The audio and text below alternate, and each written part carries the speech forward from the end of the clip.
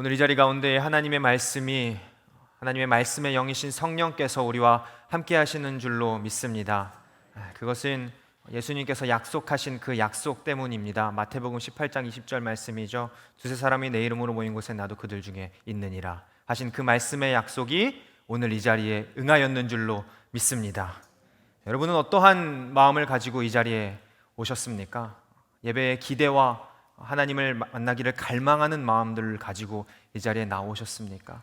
그러하시다면 오늘 이곳에서 정말 하나님을 만나고 그 갈망하는 기도로 하나님의 응답받고 돌아가시는 이 자리가 되기를 간절히 소망합니다. 지난주에 이어서 룻기 말씀을 같이 보고 있습니다. 모압 여인 룻은 이 자기의 땅, 모압 땅과 자신의 신 그모스 신을 버리고 여호와 신앙을 따라 시어머니인 나오미와 함께 유다 베들레헴으로 돌아왔습니다. 그런데 이 두 여자가 오고 나니까요, 자기가 예전에 살던 집과 땅이 있었는데 여자 둘이서 할 수 있는 것이 아무것도 없는 거예요. 지금도 이 과부라고 했을 때에는 참 생계가 어렵겠다라는 생각을 하지만 고대 근동 이 지방에서는 정말 과부, 남자가 없는 집안의 여자들이 얼마나 힘든 일들을 겪었겠습니까? 흔히 농경사회의 폐해라고 하죠. 남자가 없을 때 이 겪게 될 수 있는 경제적인 어려움이나 가난 등이 이 룻과 나오미에게도 동일하게 닥친 것입니다. 땅과 집은 그대로 있으나 그것을 경작하고 가꿀 사람이 없는 것이죠. 그들은 모두 모압 땅에서 죽었습니다. 그러고 나서 이들이 베들레헴으로 돌아오니까 먹을 것이 없는 거예요. 룻과 나오미는 이에 머리를 맞대어 생각합니다. 당시 이스라엘 지방에서는 한 가지 율법적인 규칙이 내려오고 있었어요. 레위기 19장 9절에서 10절에 보시게 되면 하나님께서 이스라엘 백성들에게 이런 율법을 주십니다. 너는 밭 모퉁이까지 다 거두지 말고 내 떨어진 이삭도 줍지 말며 내 포도원의 열매를 다 따지 말며 내 포도원에 떨어진 열매도 주지 말고 가난한 사람과 거류민을 위하여 버려두라. 나는 너희의 하나님 여호와이니라.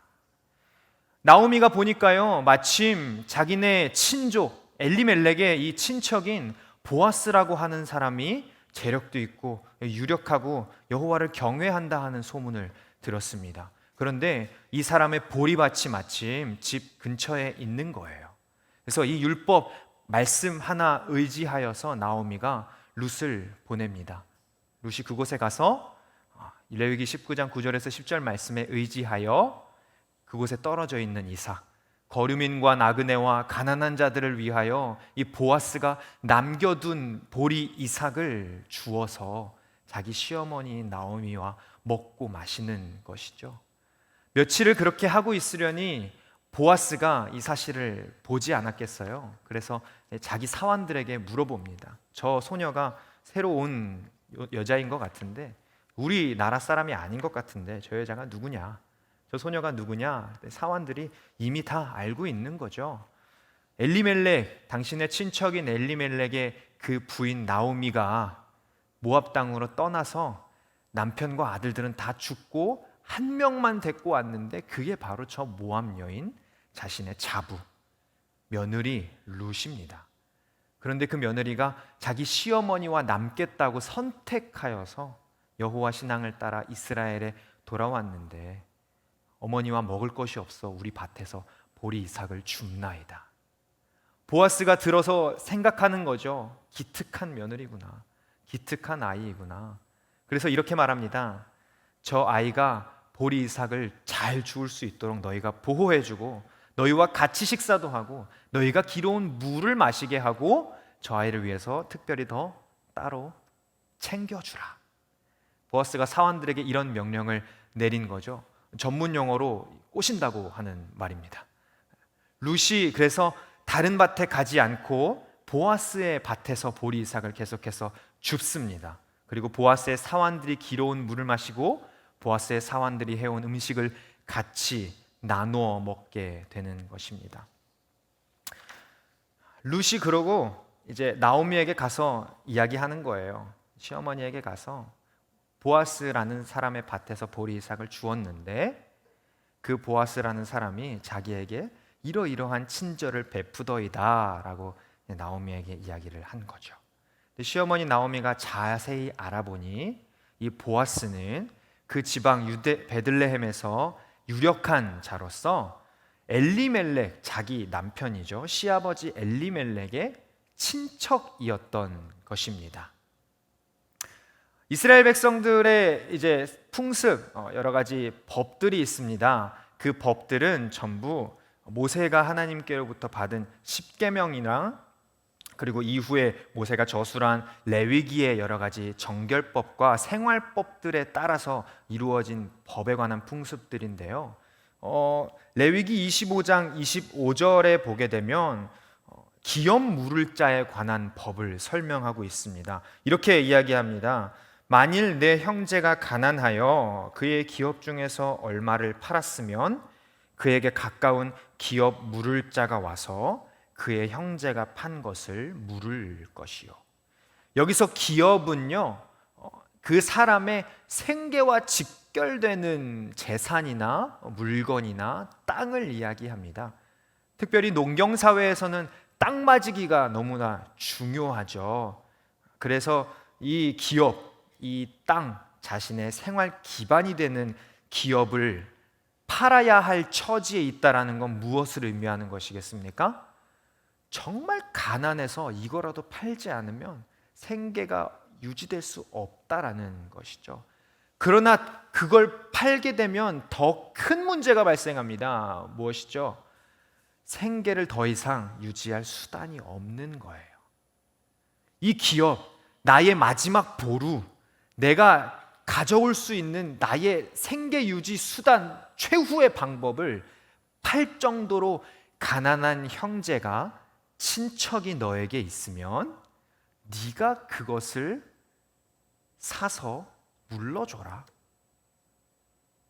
네가 그것을 사서 그 땅을 도로 돌려줘라. 이것이 레위기 25장 25절이 명령하고 있는 법칙입니다. 하나님의 법이죠. 왜 이런 말씀을 우리에게, 이스라엘 백성들에게 주셨을까요? 가족이나 친척이나 땅을 팔 정도로 가난하게 두지 말라는 얘기입니다. 그 땅이 누구의 것인지를 생각하라는 거예요. 너가 지금 그 땅에서 너는 지금 잘 먹고 살고 있는데 너의 가족, 너의 친척이 그런 어려움을 당했을 때 어떻게 해야겠느냐?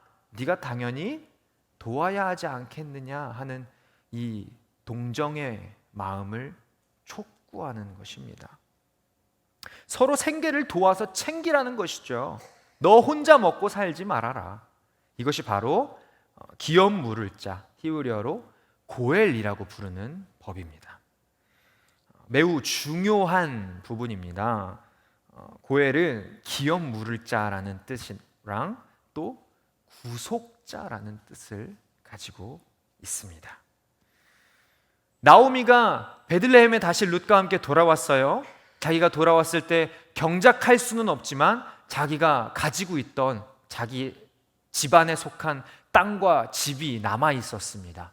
그런데 그걸 경작할 수가 없으니, 경작할 남자들이 없으니 그걸 팔아야겠는 거예요. 생계 유지가 안 되겠는 거예요. 그래서 이제 이것을 팔려고 하는데 좋은 생각이 한 가지 떠오른 거죠. 보아스라는 사람이 이 룻과 나오미를 좋게 보아서 룻을, 보리 이삭을 줍는 일을, 나오미와 룻의 생계를 도와주고 있는데 알고 봤더니 이 사람이 엘리멜렉의 친족, 다시 말해서 기업 물을 자인 것입니다.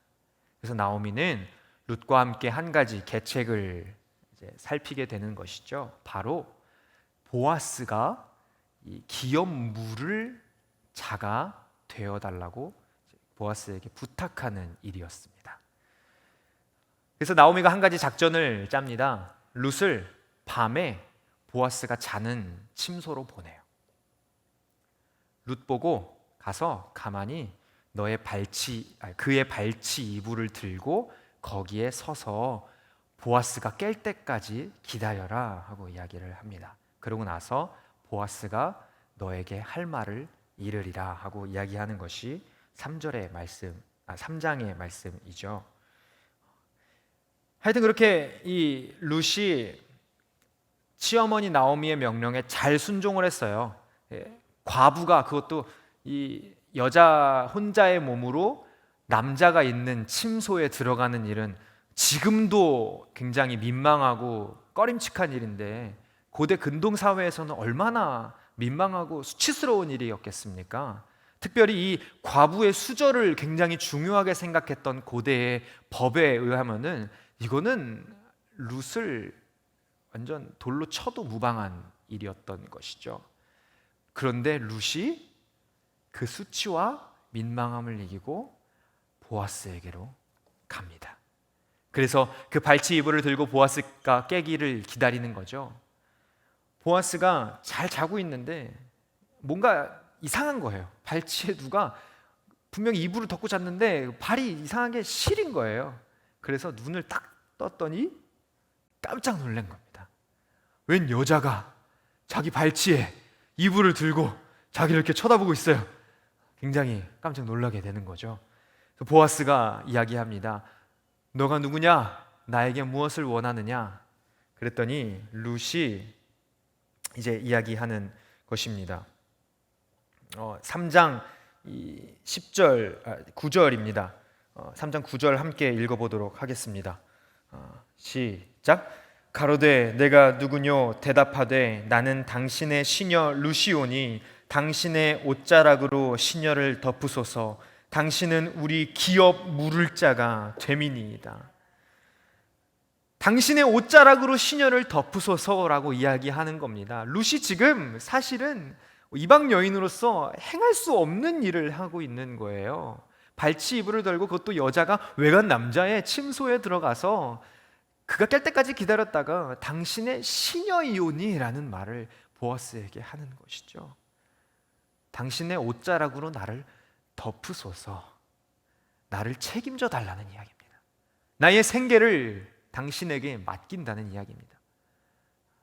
막말로 보아스를 어떻게 믿고요? 그렇지 않아요?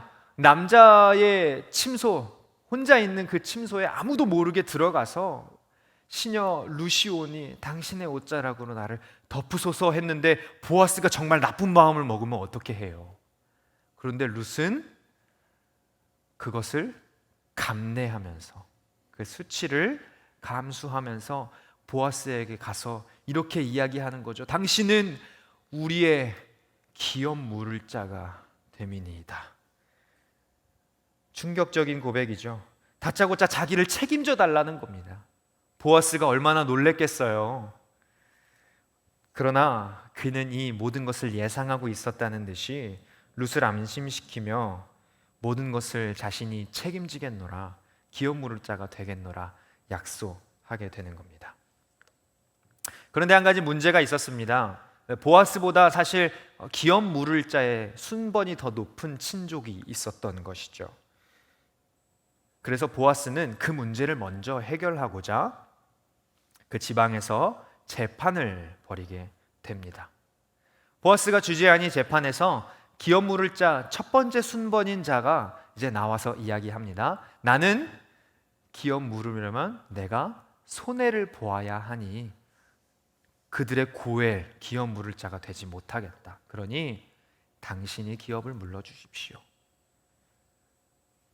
이 첫 번째 순번인 자는요, 자신이 손해볼 것을 너무도 잘 알고 있었습니다. 기업 물은다는 것은 내가 그들의 밭을 사서 내 이익을 위해서 일하는 것이 아니에요. 내가 그들의 밭을 사서 그들에게 돌려주는, 내 돈만 나가는 일인 겁니다. 그들의 대를 이어주고 그 대에 나의 재산까지도 물려줘야 하는 일인 거예요. 그것이 고엘입니다. 그런데 이 첫 번째 순번인 자가 그것을 마다하자마자, 자기는 손해 볼 수 없다라고 이야기하자마자 보아스가 어떻게 했는지 아십니까? 그러면 내가 그들의 고엘이 되어 주겠다, 내가 기꺼이 손해를 보겠다라고 선언합니다. 단순히 말로 그치지 않습니다. 당시 고대 이스라엘 관습에는 약속을 지키려면 서로 신발을 벗어서 교환하는 습관이 있었어요. 보아스가 이 약속의 징표로 신발까지 교환을 해서 자신의 말을 지킬 것을 맹세하는 것이죠. 약속대로 보아스는 엘리멜렉과 나오미 집안의 고엘이 되었습니다. 룻도 그의 아내를 삼아서 룻에게 아들을 낳아주었던 것이죠. 오늘 본문을 살펴보시게 되면 오벳이라고 이름하는 이 아들 보아스가 나오미 엘리멜렉의 집안의 고엘이 되어줌으로 낳아준 아들 이 오벳은요 이새의 아버지고요. 이새는 다윗의 아버지입니다. 오늘까지도 유대인들이 가장 사랑하는 왕 다윗 왕의 혈통은 어느 이방 여인 룻에 의해서 이어지게 된 것입니다. 믿음으로 하나님을 향해 떠나온 룻이 이방 여인으로 끝나는 것이 아니라 위대한 다윗의 혈통, 나아가 신약에 와서 메시아 예수 그리스도의 혈통에까지 참여하게 되는 놀라운 룻의 이야기였던 것이죠. 오늘날 룻의 이야기는 우리에게 여러 가지 교훈과 귀감을 줍니다. 룻의 믿음과 보아스의 자비로움과 또 나오미의 담대함과 당시 이스라엘 백성들의 자선법 등 여러 가지 교훈을 주는데요.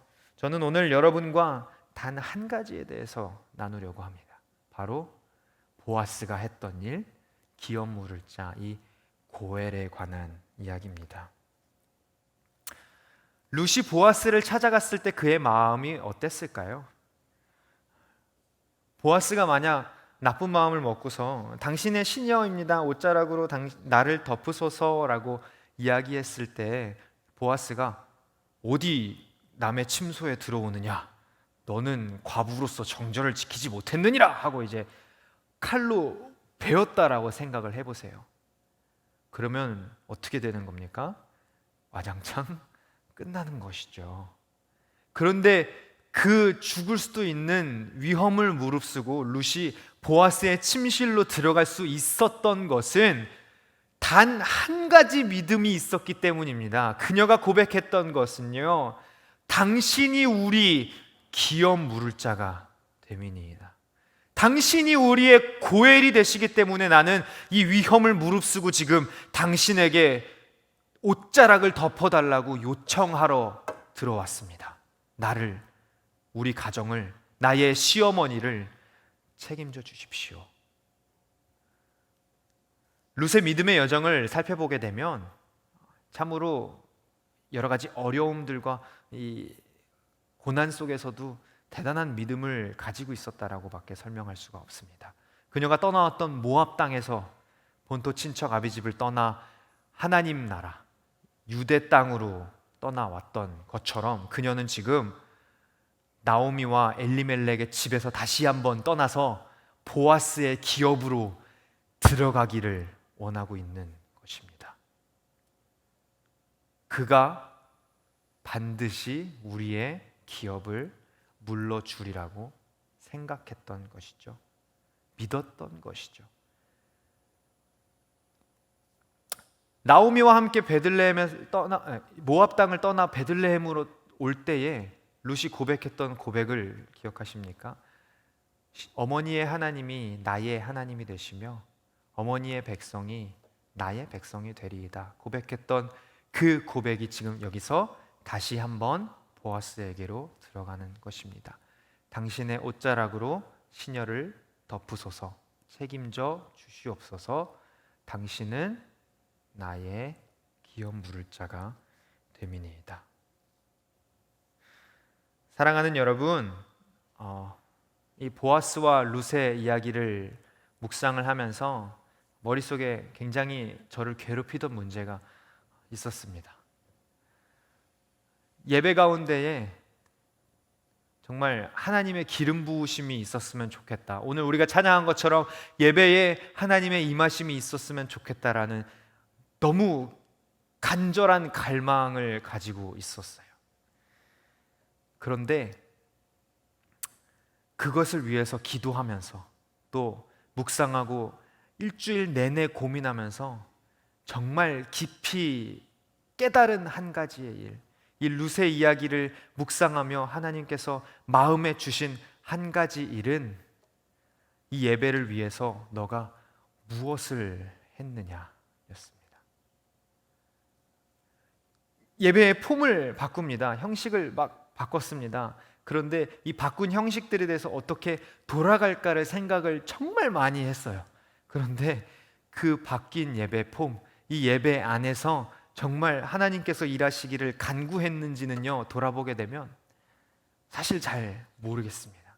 솔직히 고백하자면 얼마나 기도했는지 정직하게 대답할 수 없을 것 같다는 생각이 듭니다.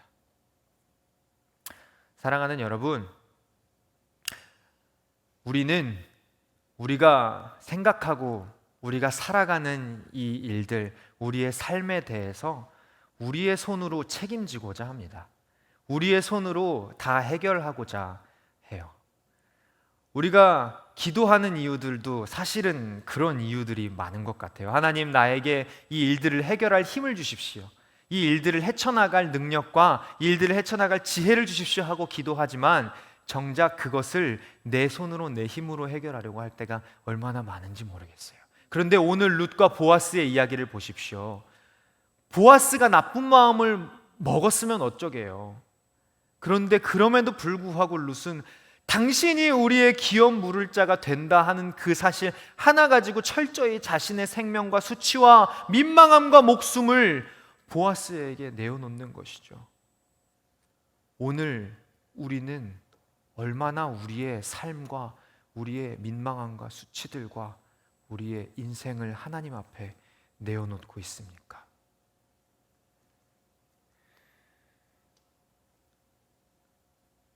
이 오늘 4장 14절에 나오미가 이제 손자를 보게 됐을 때 룻이 보아스에게 기업을 참여하는 기쁨을 얻게 되어서 이 아들을 낳았을 때 여인들이 나오미에게 뭐라고 고백하냐면요, 찬송할지로다 여호와께서 오늘날 내게 기업 물을 자가 없게 아니하셨도다. 이 아이의 이름이 이스라엘 중에 유명하게 되기를 원하노라 하고 이야기합니다. 공교롭게도 베드로전서 1장 3절에서 4절 말씀에 예수 그리스도에 관해 이렇게 고백합니다. 찬송하리로다 우리 주 예수 그리스도의 아버지 하나님이 그 많으신 긍휼대로 예수 그리스도의 죽은 자 가운데서 부활하심으로 말미암아 우리를 거듭나게 하사 산 소망이 있게 하시며 썩지 않고 더럽지 않고 쇠하지 아니하는 기업을 있게 하시나니 곧 너희를 위하여 하늘에 간직하신 것이라. 믿음으로 보아스의 기업에 참여하길 원했던 룻은 찬송할지로다 여호와께서 오늘 너의 고난을 살펴보사 내게 기업 물을 자가 없게 아니하셨도다 하는 찬양을, 기쁨의 고백을 들었습니다. 믿음으로 하나님 앞에 나아가는 우리는 예수 그리스도로 말미암아, 예수 그리스도가 고엘되심으로 말미암아 찬송하리로다 우리 주 예수 그리스도의 아버지 하나님이 그 많으신 긍휼대로 예수 그리스도의 죽은 자 가운데서 부활하심으로 말미암아 우리를 거듭나게 하사 산 소망이 있게 하시며 하고 고백할 수 있게 되는 것입니다. 여러분이 부활에 참여하길 원하십니까? 이 하늘 기업에 참여하길 원하십니까? 그렇다면 오늘 이 시간 하나님 앞에 다 내어놓으시길 소망합니다. 룻과 같이, 나오미와 같이 오직 예수님만이 우리의 기업 물을 자가 되심을, 오직 예수님만이 우리에게 하늘 기업을 선물해 주실 분임을 믿음으로 이 자리에서 정말 하나님 앞에 깊이 갈망하게 되시기를 간절히 소망합니다. 그러므로 우리는 룻이 보아스 앞에 그랬던 것처럼 우리의 죽음을 맛보아야 합니다. 우리의 모든 수치와 고난과 민망함을 무릅쓰고, 얼마나 불안했게요. 이 보아스가 나를 해코지하면 어떡하지? 이 사람이 나를 거절하면 어떡하지? 이 모든 생각들이 얼마나 룻을 괴롭혔겠습니까? 그런데 그럼에도 불구하고 그녀가 보아스 밑에 나아간 것은 자신의 죽음을 각오한 것입니다. 오늘 우리는 하나님 앞에 매번 고백하는 것이죠. 하나님, 우리가 우리의 생명을 내어드립니다. 하나님, 우리가 오늘 하나님 앞에 예배드리는 이것은 우리의 목숨까지도 하나님께 내어드리는 일입니다. 그런데 우리의 입술로 고백한 것만큼 정말 우리의 생명을 하나님 앞에 가져가고 있습니까? 죽어야 다시 삽니다. 죽어야 부활이 있습니다. 예수님은 십자가에서 완전히 죽으시기 위해서 사흘이라는 기간 동안을 살아나지 않고 버티셨습니다. 그러므로 인해서 완전한 죽음을 우리에게 보여주신 것이죠. 오늘 이 시간 우리가 하나님 앞에 완전히 죽게 되기를 원합니다. 그러므로 인해서 예수가 고엘되심을 의지하여 오직 예수로 말미암아 부활하게 되시길 간절히 소망합니다. 고린도전서 15장 31절에 바울이 뭐라고 고백하면요, 형제들아, 내가 그리스도 예수 우리 주 안에서 가진 바 너희에게 대한 나의 자랑을 두고 단언하노니 나는 날마다 죽노라. 날마다 죽노라. 우리는 날마다 하나님 앞에 죽고 있습니까? 다시 살기 위하여, 예수가 사시기 위하여 우리는 날마다 하나님 앞에 우리의 삶과 우리의 자아를 죽이고 있습니까? 십자가에 못 박는 그 정욕들, 룻이 보아스에게 자신의 몸을 옷자락으로 덮으소서 고백했던 그 고백처럼 오늘 우리의 고백 가운데 하나님, 우리가 정말 하나님 앞에 우리의 모든 삶의 책임을 맡겨드립니다. 하나님 앞에 우리의 삶과 죽음을 다 내어드립니다. 우리로 죽고 부활하게 하여 주시옵소서. 고백할 수 있는 저 여러분 다 되시길 간절히 소망합니다. 보아스가 룻에게 약속한 뒤에 룻을 돌려보냅니다. 안심하라 딸아, 내가 너와 한 약속을 반드시 지키겠다.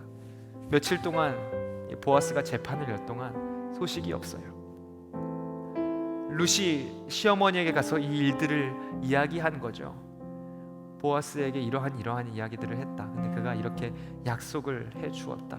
그랬더니 나오미의 대답이 아주 걸작입니다. 3장